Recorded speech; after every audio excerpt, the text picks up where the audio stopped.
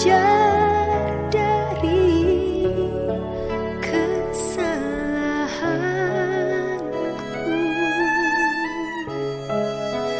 di masa yang telah lalu.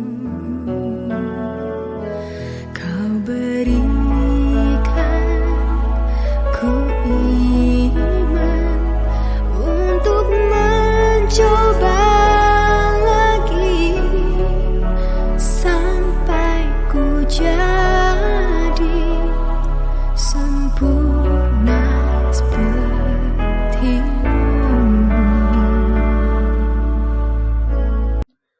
Shalom, puji Tuhan kita bisa bertemu lagi pada bagian 2 sebagai kelanjutan dari pembelajaran firman Tuhan dalam Filipi pasal 2 ayat 12 sampai dengan ayat yang ke-18. Saya perlu mengingatkan kembali bahwa pada ayat yang ke-12 dan ayat yang ke-13 kita sudah mendapatkan kejelasan bahwa kata kerjakanlah itu tidak bisa diartikan sebagai sesuatu yang diusahakan manusia untuk mempertahankan keselamatan.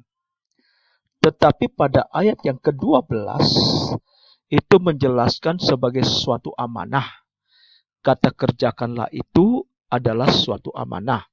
Kerjakanlah keselamatanmu itu adalah suatu amanah untuk menyaksikan atau menunjukkan apa yang Allah sudah kerjakan melalui Yesus Kristus, yaitu penyelamatan masuk surga sebagai pemberian atau anugerah dari Allah melalui Tuhan Yesus Kristus yang sudah mati di kayu salib dan bangkit kepada setiap orang yang mempercayainya. Jadi saudara-saudara yang kekasih di dalam Tuhan Yesus, clear pemahaman kita dalam Filipi pasal 2 ayat 12 sampai ayat 13 di sini bahwa keselamatan masuk surga itu bukanlah sebagai sesuatu yang diusahakan oleh kita, tetapi semata-mata itu karena anugerah Allah, pemberian Allah, Allah kerjakan sendiri, diberikan kepada kita karena kita percaya, dan ketika kita ingin menyaksikannya, maka Allah sendiri yang turut bekerja untuk memberikan kesaksian itu di dalam kehidupan kita. Mari kita lanjut. Mengerjakan dengan takut dan gentar. Kita akan terus menelusuri pada ayat 14 sampai ayat yang ke-18. Kira-kira bisa ditunjukkan dengan perilaku dan sikap mental seperti apa? Kalau mau bertanya tentang itu, maka jawabannya ada pada ayat 14 sampai pada ayat yang ke-18. Kita akan menemukan paling sedikit 15 sikap mental atau perilaku yang bisa kita tunjukkan sebagai bentuk dari kita mengerjakan keselamatan itu dengan takut dan gentar. Pertama, pada ayat yang ke-14, di situ bicara tentang keikhlasan dalam melakukan segala sesuatu.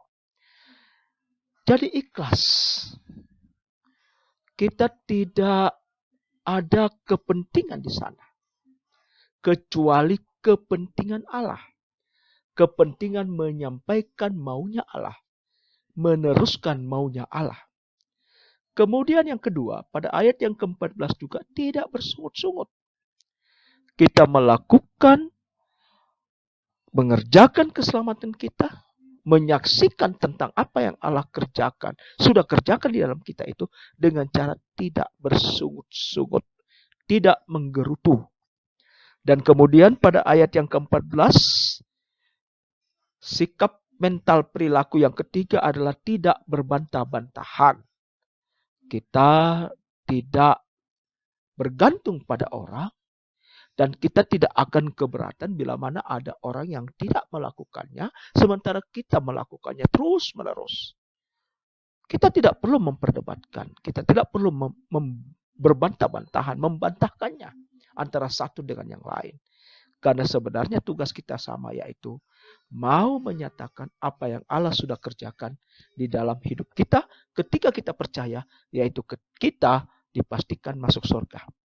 Kemudian pada ayat yang ke-15 ada beberapa sikap mental atau perilaku yang kita bisa tunjukkan, yaitu tidak beraib itu yang keempat, tidak bernoda yang kelima, tidak bercelah yang keenam. Itu ada semuanya pada ayat yang ke-15. Sehingga demikian sebenarnya jelas bahwa ketika Allah memberikan perintah mengerjakan keselamatan dengan takut dan gentar, pada saat yang sama, di bacaan yang sama, Allah juga sudah menunjukkan bentuk-bentuk seperti apa yang harus kita lakukan, perilaku-perilaku apa yang kita harus lakukan, sikap mental seperti apa yang harus kita tunjukkan. Saudara-saudara yang kekasih dalam Tuhan Yesus, pada ayat yang ke-15 lagi di situ dikatakan bahwa perilaku atau sikap mental yang kita bisa tunjukkan itu adalah tidak menyesatkan.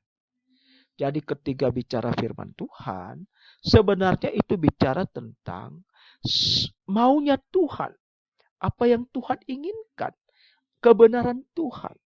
Jadi ketika kita menyampaikan firman Tuhan, itu bukanlah menyampaikan pesan-pesan manusia, bukanlah menyampaikan pendapat-pendapat orang, tetapi yang disampaikan adalah apa yang Tuhan mau di dalam kehidupan kita sebagai orang percaya, yang tertuang atau yang tertulis, yang sudah diwahyukan secara lengkap di dalam Alkitab. Kemudian kita menjadi terang yang ke-8. Yang ke-9, sesuai firman-Nya, kebenarannya. Jadi perilaku-perilaku kita itu harus sesuai dengan apa yang diinginkan oleh Allah di dalam firman-Nya, di dalam kebenarannya. Kemudian yang ke-10, kita teguh dalam keyakinan. Artinya tidak boleh ada yang bisa membuat kita tergoda. Sehingga demikian keyakinan kita itu kita tinggalkan. Keyakinan kita itu kita abaikan. Kita harus teguh dalam keyakinan, artinya kita tetap berada di dalam keyakinan bahwa di dalam Kristus selalu ada janji kemenangan. Salah satunya adalah kemenangan pasti ke surga. Pada ayat yang ke-16, itu adalah sikap mental perilaku yang ke-11, menjadi pemenang. Karena Allah yang bekerja untuk kita. Karena Tuhan Yesus yang selalu bekerja untuk kita. Maka kita akan selalu dikeluarkan sebagai pemenang. Kita akan selalu menjadi pemenang.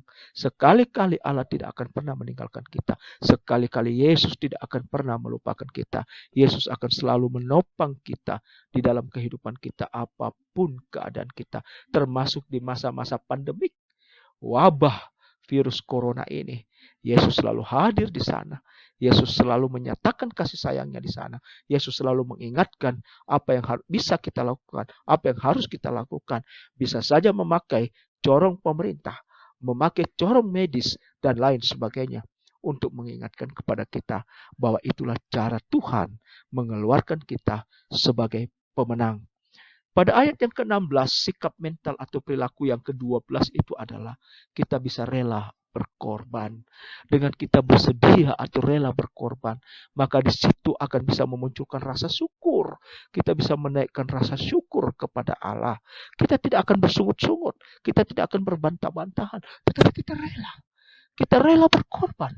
Sehingga itu bisa membuat kita bersyukur kepada Allah. Dan kemudian pada ayat yang ke-17, sikap perilaku mental yang ke-13 adalah rela menderita.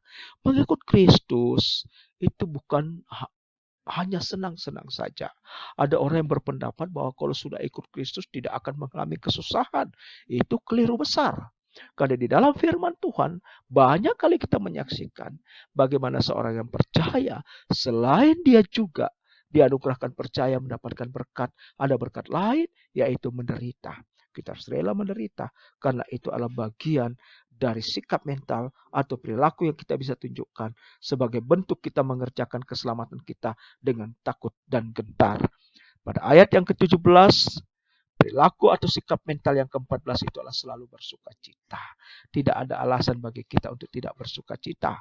Sekalipun ada kesusahan, sekalipun ada sakit, sekalipun kita menderita. Tetapi kita harus selalu bersuka cita karena kita masih selalu ditopang oleh Yesus. Yesus masih memberikan kehidupan kepada kita. Dan kemudian pada ayat yang ke-17 dan ayat ke-18 itu adalah perilaku sikap mental yang ke-15. Kita bisa menjadi inspirasi atau motivasi agar orang lain juga bisa bersuka cita. Bayangkan saudara, jikalau saudara seorang pemimpin, jikalau saudara seorang hamba Tuhan, jikalau saudara seorang guru jemaat, saudara tidak bersuka cita, maka itu akan membuat orang lain, jemaatmu juga tidak bersuka cita.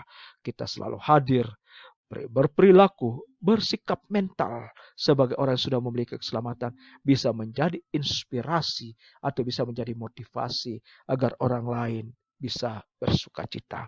Saudara-saudara, menjadi pertanyaan adalah, mengapa Allah ingin kita mengerjakan keselamatan kita itu dengan takut dan gentar? Karena Allah ingin pada ayat yang ke-15, kamu itu bisa bercahaya di antara mereka. Kita bisa tampil beda dengan orang-orang yang tidak percaya. Kita bisa tampil beda dengan orang-orang yang tidak mengerjakan keselamatannya. Tidak dapat menunjukkan dirinya sebagai orang-orang yang sudah memiliki kepastian hidup kekal di surga. Kita bisa bercahaya di antara mereka. Pada ayat yang ke-16, di situ mengatakan, mengapa Allah memberikan perintah kepada kita untuk mengerjakan keselamatan kita, supaya ketika Ia datang di awan-awan, kita bisa bermegah. Kita dapat bermegah saat Kristus datang. Kita tidak percuma berlomba, saudara. Kita tidak percuma bersusah-susah di dalam mengikut Tuhan. Kita kadang diejek, kita kadang dihina, kita kadang dikucilkan, kita kadang dianiaya. Tetapi karena kita tetap bertahan mengerjakan keselamatan, pekerjaan keselamatan yang sudah diberikan kepada kita, maka Allah memberikan jaminan bahwa kita tidak akan percuma bersusah-susah dan tidak percuma berlomba. Dan yang terakhir, saudara-saudara, mengapa Allah ingin kita mengerjakan keselamatan kita itu dengan takut dan gentar?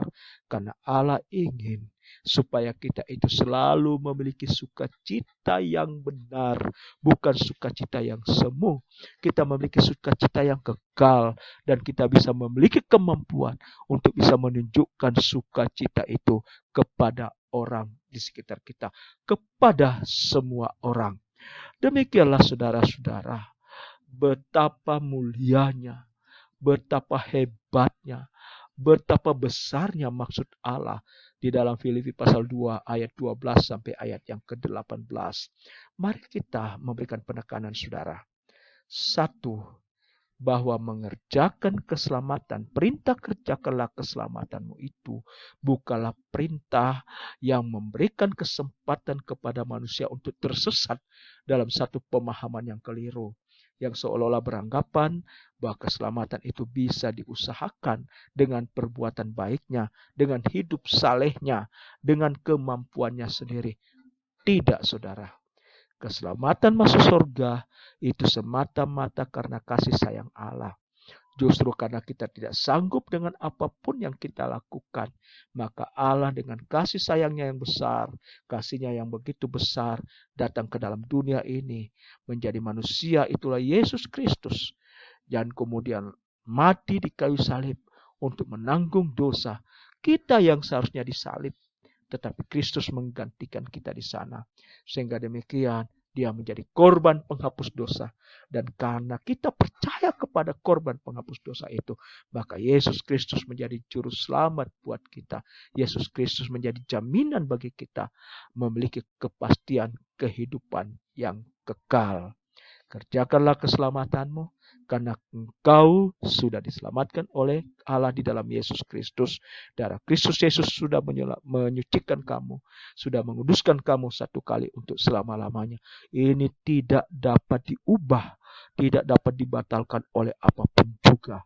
Keselamatan itu bersifat kekal, satu kali untuk selama-lamanya. Bersukacitalah, berbahagialah, karena namamu sudah terdaftar di surga. Oleh karena itu, mari kita tunjukkan apa yang Allah sudah kerjakan di dalam diri kita. Kita saksikan kepada orang lain, sehingga orang lain pun bisa memiliki apa yang Allah kerjakan di dalam diri kita, yaitu keselamatan yang sudah dikerjakannya di dalam Yesus Kristus. Terpujilah Tuhan Yesus. saat ini sampai selama-lamanya. Dan marilah kita terus memuliakan Dia dalam kehidupan kita sehari-hari. Kita tunjukkan kasih Allah yang kita sudah miliki itu kepada banyak orang. Hiduplah dengan penuh kasih di dalam Yesus Kristus. Terpujilah Tuhan Yesus. Amin.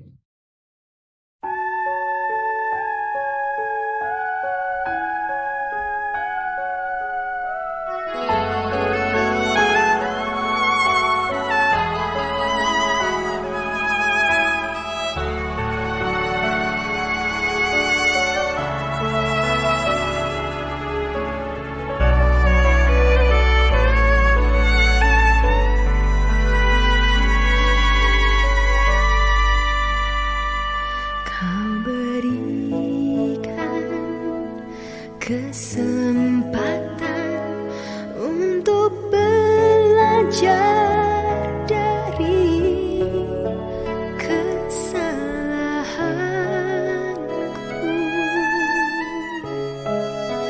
di masa yang telah lalu.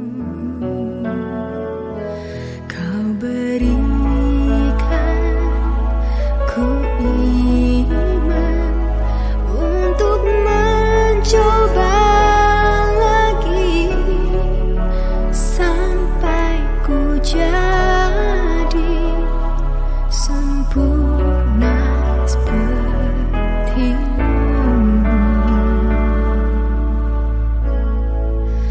Meskipun ku jatuh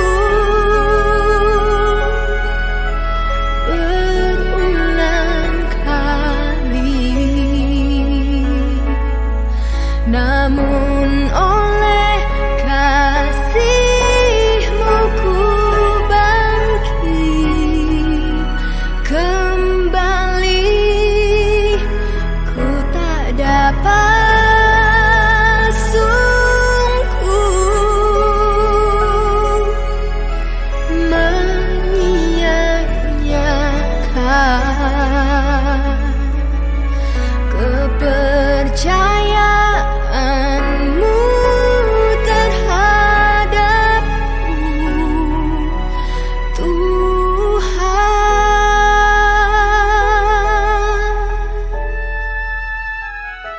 Kau berikan ku iman untuk mencoba lagi sampai ku jadi sempurna